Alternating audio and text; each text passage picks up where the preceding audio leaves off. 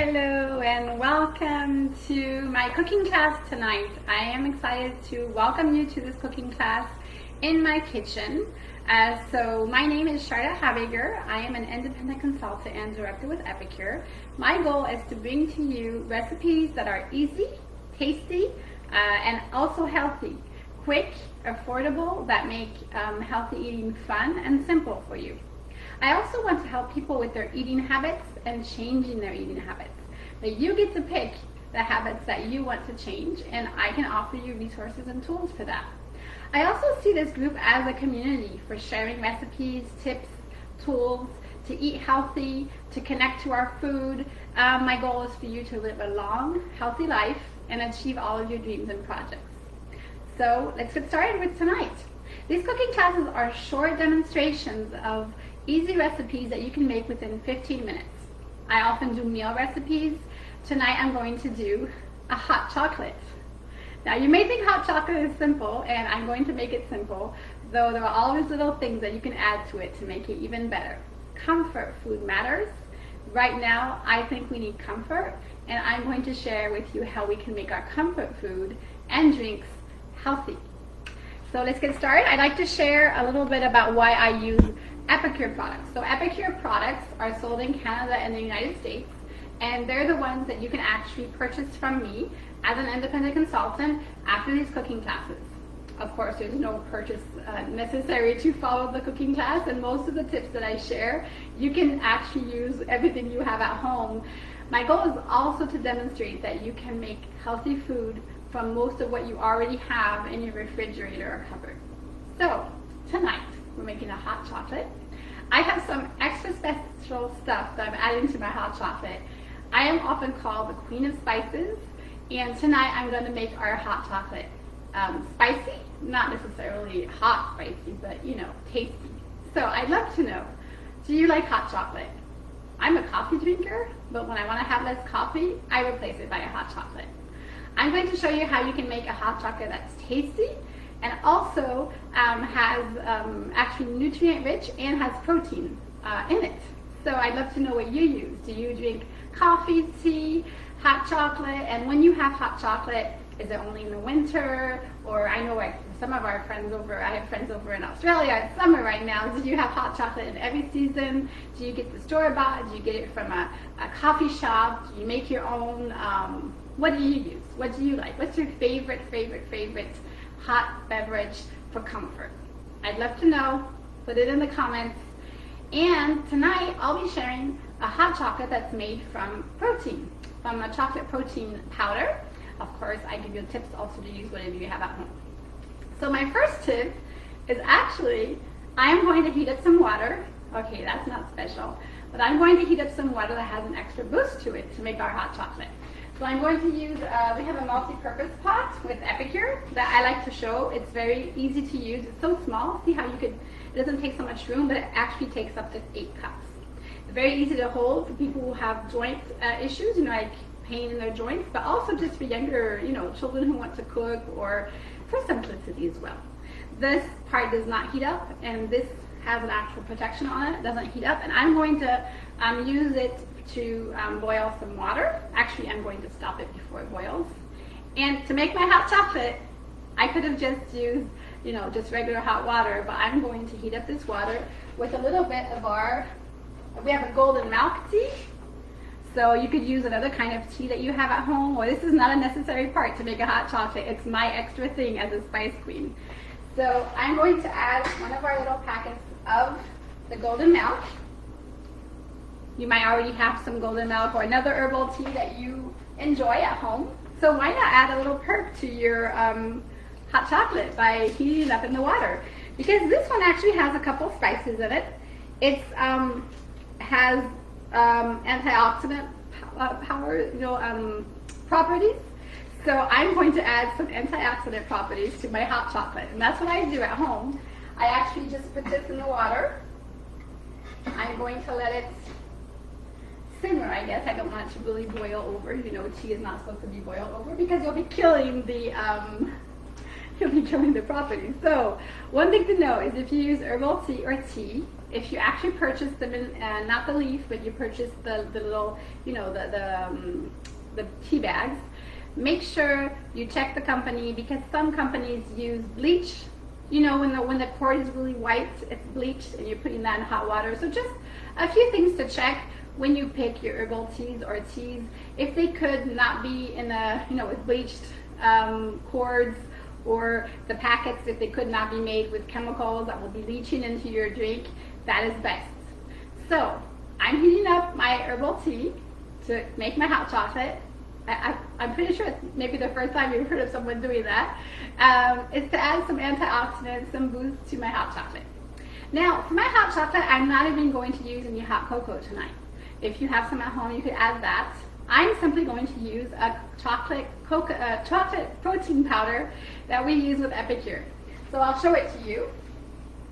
What you need at home is to make your hot cocoa. What I want you to understand is you don't have to buy the store-bought hot cocoa packets. It's not actually even always real cocoa in there, you know, but it could actually be anything that you have at home that has a chocolate taste to it that you enjoy. So I'm going to use a chocolate protein powder from Habegger. The reason I like this is because it's vegan. I actually have experienced severe chronic pain. I used to be really, I couldn't move for about 6 months, and I was severely affected for a couple of years. Now with food, changing my habits and my lifestyle, I've been able to have that under control. My pain is incredibly better. I never have days where I can't function anymore, though I still watch what I eat. And one of the things for me that has changed my pain enormously is having a lot of protein. I do not have the total explanation for that, although I am a biochemist by trade. I do not know why exactly high protein helps me, but it does. So anytime, even in my hot chocolate, where I can add protein, I do. That is why I use the protein powder from Habegger. At home, you'll need something to make the chocolate base for your hot chocolate. So it could be cocoa. Hopefully, I recommend cold pressed cocoa. Why? Because cocoa has been used for centuries, maybe millennia, all over the planet by different cultures, and there's a good reason for it. It has incredible properties, but not the chocolate you buy in stores. That's been cooked. It's been transformed, mixed with chemicals, added sugar. It's not good for us. Cocoa actually is. I grew up in the Caribbean, in the place where I grew up, in Martinique. We actually had cocoa trees. It was growing near us. Cocoa plants, We'd actually break it open. I know what it looks like inside. It's a healthy, natural plant. It's really good for us. So, if you can find cocoa, either the one I'm suggesting, or if you can find cocoa that's cold pressed, hasn't been, cooked, it's actually considered raw by most people who eat raw. It's much better because it has the properties from the hot chocolate. Of course, then I'm putting in hot chocolate, so make sure your hot chocolate is not too hot, right? Because if you're using boiling water, then you may reduce the properties of your hot cocoa. Maybe you're not having hot cocoa for the properties, maybe it's for the, the sensation, the texture. That is fine as well. I don't want to make this into a scientific experiment, though I am a scientist, so I love to share little tidbits in my cooking classes.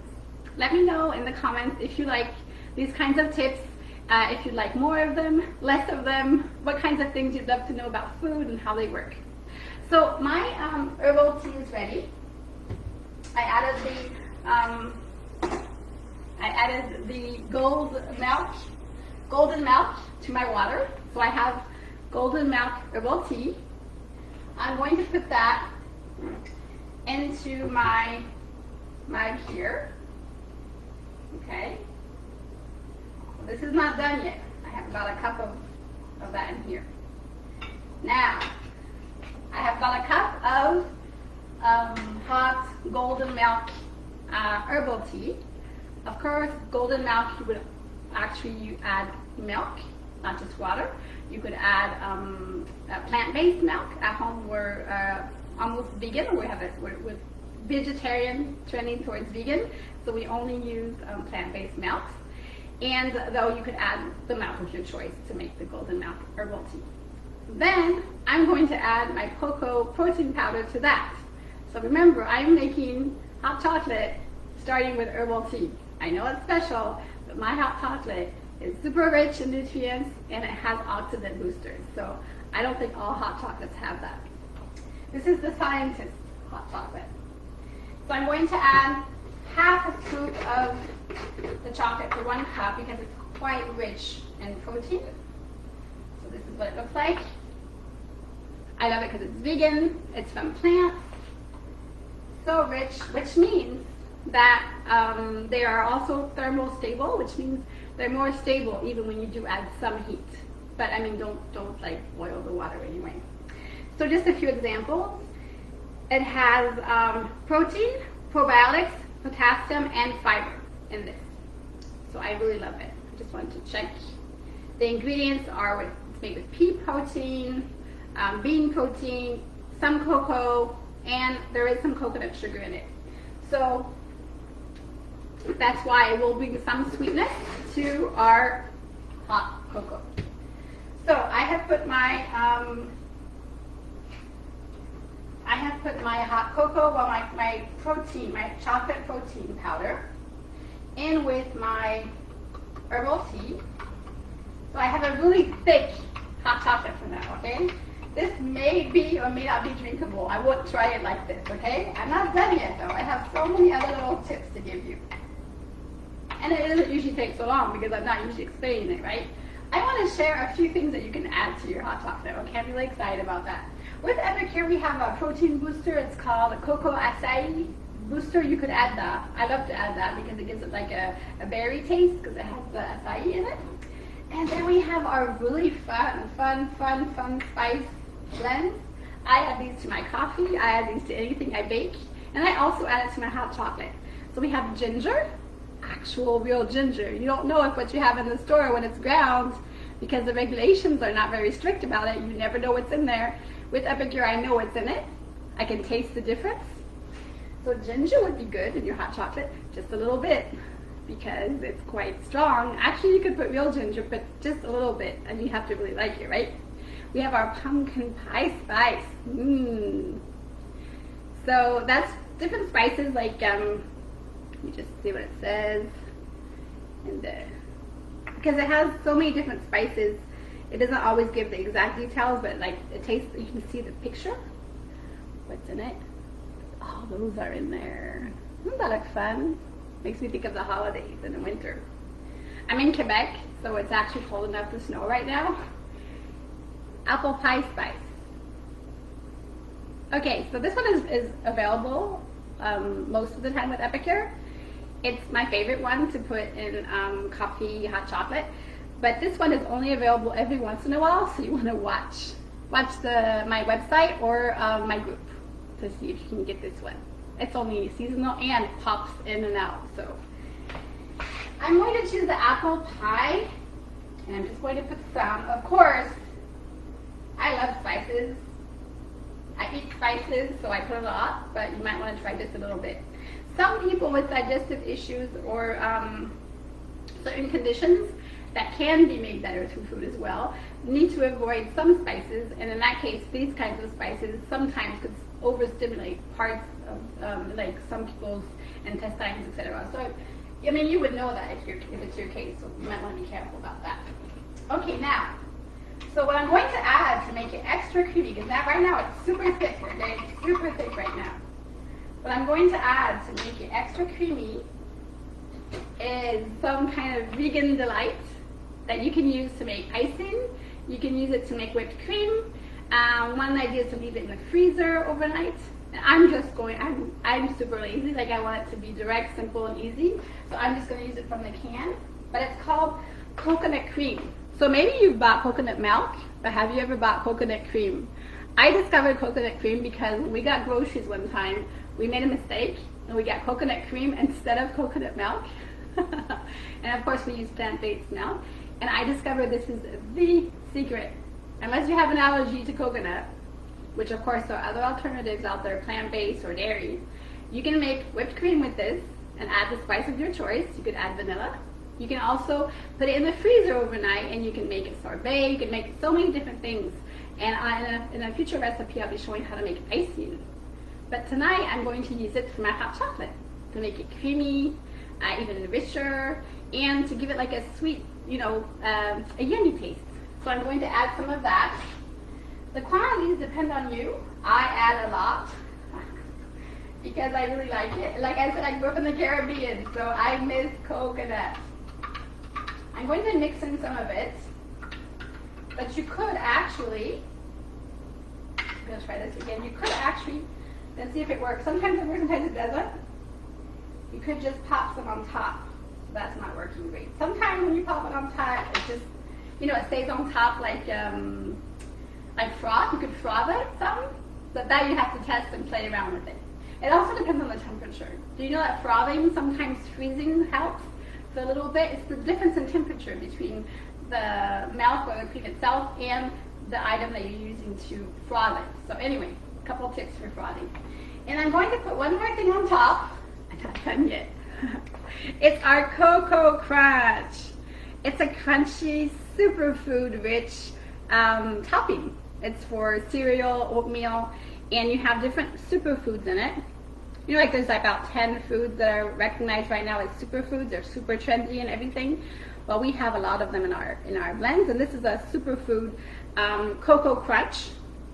So it actually has pieces of, let me just check the ingredients that you know. So chia, coconuts, cocoa nibs, organic cane sugar, organic cocoa powder, and cinnamon. I'm going to put a little bit of that on top of my hot chocolate. So, here we go. Let me show you what it looks like. So I'm almost finished here. Our tacos all have little tops like that make it easier so you don't just pour the whole thing out. Like, I'm very clumsy, so I'm glad that Habegger added tops like that to there. So this is what it looks like. This is a huge cup. I can't really show you very well. You can't see it very well, but I can taste it. What I love about it is how it's thick and creamy. But if you like it another way, you can just add hot water. I could fill up the rest with hot water. That's what I would do for myself. And to finish off, I have a dessert to have with this. So I showed in a previous video, you can go and check that one, how to make carrot cake. All of our products are gluten-free. Everything we have is gluten-free. So this is a gluten-free cake mix. It has rice flour, organic cane sugar, chickpea flour, spices, baking soda, and sea salt. And all you do is you add it to 2 eggs and some oil and 2 cups of grated carrots. Of course, I don't eat eggs with it. We replace it with applesauce. So with just applesauce and grated carrots, you can have an awesome carrot cake in just a short time. So one thing I forgot to say as well is you could have made the herbal tea, and you could also bake the carrot cake in the microwave.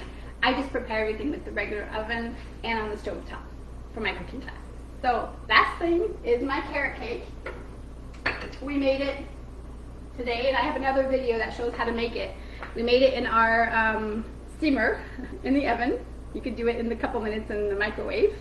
And my daughter made it, so we actually have a couple desserts every week because it's healthy, quick, simple desserts. And we could have made it in a muffin mold or our little mini. We could have used our little cupcake muffin mold. This goes in the microwave or the oven, and our mini loaf pans for the carrot cake. So I have my carrot cake and my hot chocolate, and I'm going to enjoy a few minutes of relaxation before I do this cooking class over in French. If you want to watch my videos, they are all on YouTube, and all the English videos are on the Facebook group where you have joined me. So please put in the comments your questions, suggestions, and your own tips, because this is a collective community where we share resources, tools, and tips. So I'm looking forward to seeing you next time. Take care. Thank you very much for being with me.